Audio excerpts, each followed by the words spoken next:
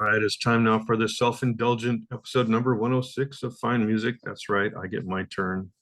And Murray has really inspired me. 1977 was my senior year in high school. And I have to admit, being 17 years old, from suburbia, I only knew the popular acts. But since then, even up until today, I've been discovering acts from 1977, so I'm going to throw in my 2 cents right now in 1977, which I think is one of the greatest years in music. Screen share, yeah, screen share the media player. Here we go. I'll try to go through fast. There's a little band called 10cc. They had their breakup practically. 2 members left the band, 2 stayed, and the 2 that stayed made Deceptive Bends and had hit singles.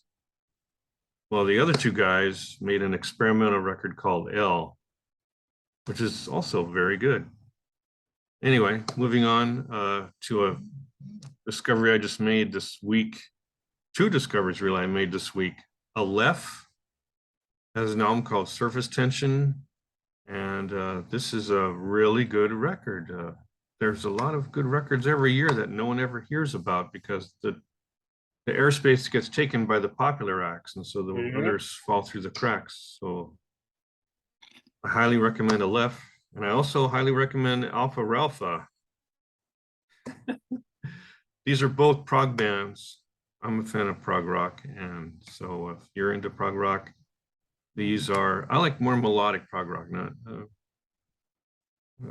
the 70s style. I like the 70s musicianship. The sound of the 70s is really near and dear to my heart because that was my time. Which brings us to one you probably have heard of. Let's see, how do I do this? Come on. Creep, creep, creep. Ambrosia. This is the album where they made the fatal turn from prog rock to pop. So I only took 2 songs from the album. Heart to Heart is the start of the pop thing. It's good because they were naive. and they really had hits after that. Moving to 2 other bands that I just discovered this week from 1977, Atmosphera and Autumn. These are both progressive rock bands. Progressive rock didn't get a lot of airplay on the pop radio, so these bands aren't so well known, but they're fantastic albums. Really good. Autumn's album, Ocean World, is entirely instrumental. Fantastic musicianship. Atmosphera, they're trying to be another Yes. This is kind of like a lost Yes album, right? Just when Yes was starting to lose their mojo, there were other bands out there making good records. Well, 77, Bad Company on Tour. I'm not sure that's going to get any response from my older friends, but for me, high school, Bad Company was my introduction to hard rock. Okay, yeah. Which led to Led Zeppelin and all that. So I'll steamroll through if this thing will move. Oh, Bebop Deluxe. Bebop Deluxe, yeah. And I'm not sure why the whole album isn't showing. It says 1975 there. And maybe this is a live recording from 77. That's why it's in there, because Futurama's from 75. So it's a live recording. You know how CD reissues, they throw in extra things. Yeah. That's what that is. Camel had Rain Dances. That's my favorite Camel album because it's a cross between heavy prog. They usually had long suites, but this is where they shortened up the songs. And the beautiful song on here is called Tell Me. Highways of the Sun is good. And Rain Dances is an instrumental that's only 3 minutes. So easy to take. Hey, the Cars hadn't quite debuted yet, right? No. That was a little bit later, 78 maybe. Yeah. So these are just some 77 demos from their collection. Cass Stevens was starting to lose his commercial mojo, right? He was getting ready to leave the music scene altogether. So this is his next to last record from his original era, and it wasn't so good. I only took 2 songs. The Commodores made their first record. Very funky compared to the rest of their records. Hmm. Yeah. Yeah. Zoom and Brick House was the big hit. And Easy is the one that launched Lionel Richie's solo career, right? So Yeah. that was a real money-making thing. What's this guy here? There's some guy named David Bowie. Yep. Yeah. I love these albums too. Just so refreshing. I think it's some of Bowie's best work, the pop side of Low. Really, Yeah. it's his most groundbreaking work. And then he built on that with Heroes. Yeah. And I didn't take all the Heroes, as you can see. I like the instrumentals. Like Moss Garden, you were mentioning Moss Garden and Sense of Doubt is Yeah. also great. Schneider, V2 Schneider is more upbeat. So, and of course the bonus tracks on Low, All Saints is a great instrumental. I don't know if many people may not have heard of it. They also came out with an all instrumental compilation of Bowie stuff. It's really worth investigating. Here's a new band, the Dixie Dregs. I think this is their second album. Might be the first album. I don't recall offhand, but I love the Dixie Dregs because they're instrumental prog rock bordering on fusion. They were inspired by the Mahavishnu Orchestra quite a bit. And it's good time, good time fusion. That's what it is. A fellow who was on vacation in Cape Cod introduced me to Eberhard Weber. Jazz. This is good jazz. I love the fact that these are all long suites and they're seriously mellow and great music to put on to feel good. And then there's another dinosaur, Emerson, Lake and Palmer. This was their last year really of being truly productive.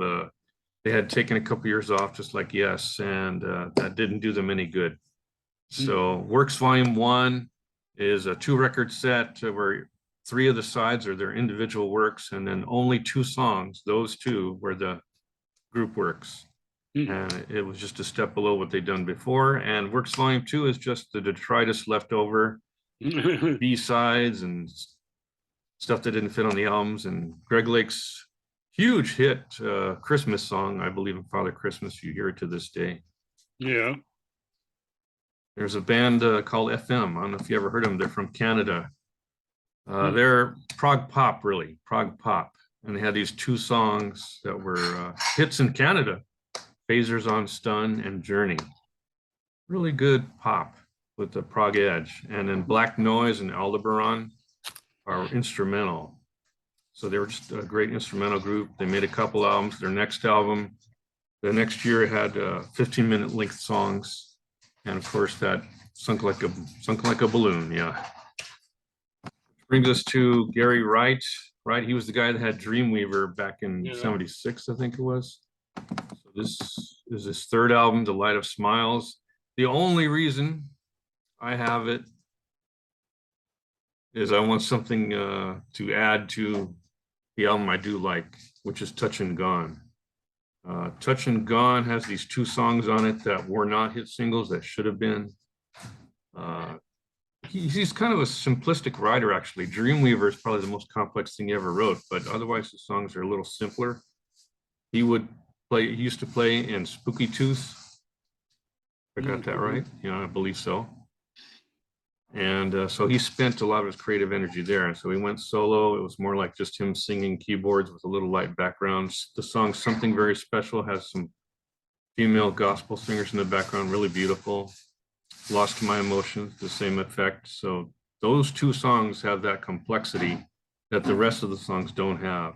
And worst of all, Touch and Gone is disco. All these rock acts had to make a disco song. Yep. Moving on. Blondie. Genesis Seconds Out. A lot of people think it's one of the greatest live albums of all time. It's a good record. Phil Collins singing a lot of old Peter Gabriel material with Genesis, doing a pretty good job. Here's a band that I didn't get into back then, but I heard of them, Gryphon. I hope I'm saying that right. They're all instrumental here. So that's tasty prog rock. There's Jean-Luc Ponty. Now this guy had some good songs.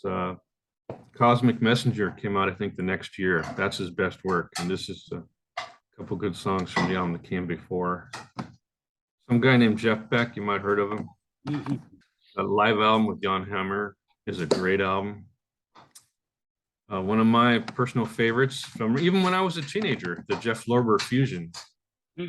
I love this album. This is just one of my favorite fusion albums because it's pleasant and funky, which is an unusual combination. And it's very, the musicianship is very tight, and it's just very well done. It's just, I played it for girlfriends in the car, driving somewhere, and they, what's that music? I love it. Oh, some old act here called Jethro Tull. They had Songs from the Wood. That was a bit of a renaissance for them, actually, for Ian Anderson. That was a good album. It was good from top to bottom, really. Sliding Through. Never heard of John Tropea before, but this is a great album. It's not the blues. That's mislabeled. This is jazz. And the first song, as you can see, is a remake, I believe, or is it the second one? Can't Hide Love might be the remake, but The Funk You See is the Funk You Get. A really good song. Japanese jazz. Boy, Japanese fusion is really good. If you've never explored it before, I recommend Jun Fukumachi. And he does a jazz remake of Sgt. Pepper's Lonely Hearts Club Band, instrumental. He doesn't do all the songs, but it's fantastic. And even better is his own material. Second Phase is his very best album. This is an excellent record. If you like fusion, you're going to love this record. The Kinks, they were past their prime too, right? This was the second coming of Kinks when they discovered how to make pop hits. So Sleepwalker and jukebox music. There's some band called Kraftwerk. This is probably their best album, but they've made some really great albums. They had Computer World, that's a great album. What's that one? Robots, the model and all that. So The Man Machine, yeah, that album is great. And this one has the best sound.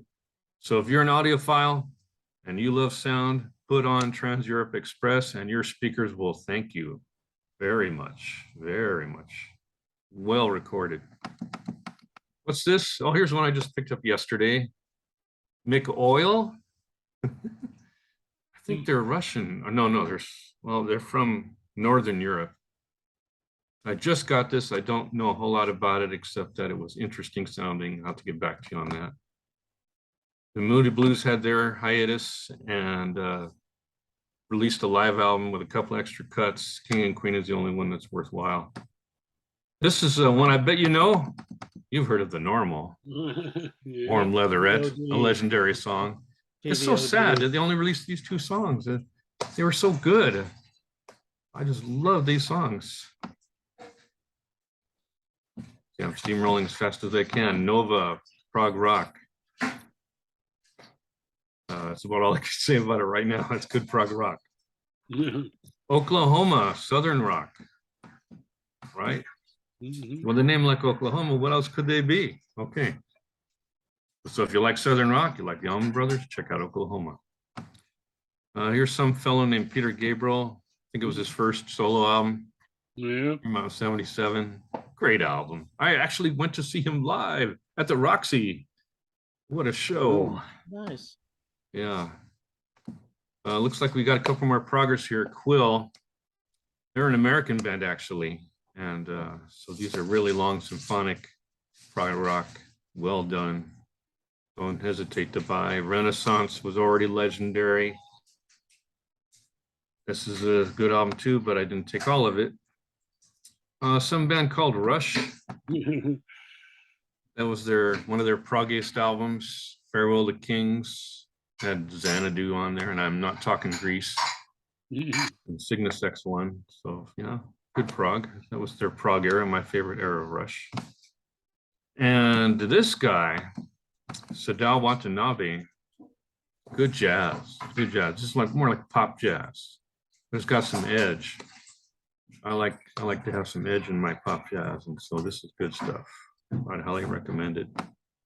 And speaking of the Allman Brothers again, here's an offshoot band by Chuck Level, C Level, based on his name. I remember hearing this in my senior year, that song, That's Your Secret. And then I bought the album. The album was just so jazzy and had a lot of Allman Brothers flavor in it as well. It's really well done. They made 4 albums. I recommend all of them. Their first album was just called Sea Level. The second one's Cats on the Coast. The first album had that song Shake a Leg, which was a minor hit. But it's all good. It's all good. You'll recognize some Allman Brothers flavor in there as well as jazz. Steamrolling down the list. Sea Wind. This is surprising. This is very surprising. This is a band. They sound like Rufus with Chaka Khan. They sound like that. Right? It's soul, funky soul. It's really good. And the singer, she's fantastic. She's really right up there with Chaka Khan. Fantastic album. No, why it's unknown. Spin is in the unknown category too.